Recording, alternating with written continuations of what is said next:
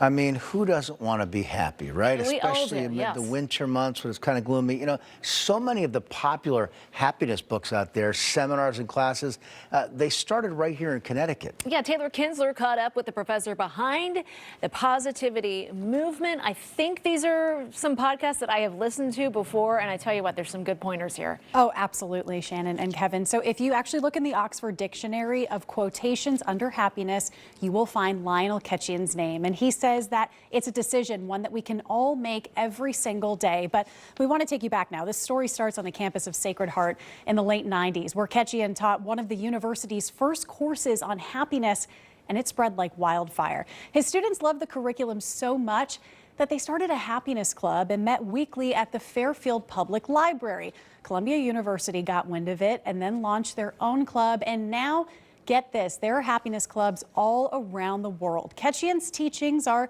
pretty simple. It's about shifting our perspective through inner peace practice and more. And even though he's now retired, he is still teaching, holding free happiness seminars with mental health professionals every Monday. But he's taken on his biggest challenge yet, cancer. Today, he begins 8 weeks of radiation and says despite that, it's one of the greatest gifts that he's received. We're always waiting for someone else to give us permission to be happy. Just do it. I look at the smile on your face, and I'm happy in this moment. Why? Because I don't let outer circumstances influence how I'm going to feel. I know it sounds kind of crazy to say cancer can be a gift, but you know something? In every situation, we can either come out of it feeling bitter or better.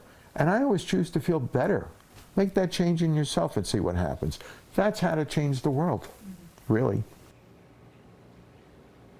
What a perspective. Oh my goodness, you know, and we spoke for over an hour. I wish I could have included the entire interview, but he said because of the cancer diagnosis, he was really able to get his health back on track. And he says he's the healthiest he's ever been. He's exercising more. He was able to get his diabetes down. And he just says that happiness is really focus. And it's really important what we focus on. And when we shift our perspective, everything can change. And he hopes that message resonates with people at home, no matter what you're going through. And I got so choked up talking to him because I think we tend to really focus on the negative things sometimes, and especially when you see someone going through something like that. If he can focus on the good, I think we all can. And what I kind of heard in that interview is he's saying it's how we react to things. Yes. Things happen in our world. It's all about how we react to them. And it's not always easy, especially when you have a cancer diagnosis. Yeah, and you know, and he says it really is simple. It's funny, he thinks that sometimes people almost look for a more complicated response, and it's really not that. We just have to think about things more simply and to pause before we react, and then the world might be a better place. It's like a muscle. We just got to flex it the right way, right? Absolutely. But if you want to make your own happiness club, you can certainly do that. You can go to his website, happinessclub.com. I mean, they are even in places like Australia. So people are starting this movement, and we hope that they continue it here in Connecticut. That's what life's all about, trying to find happiness and joy. Taylor, thank you so much.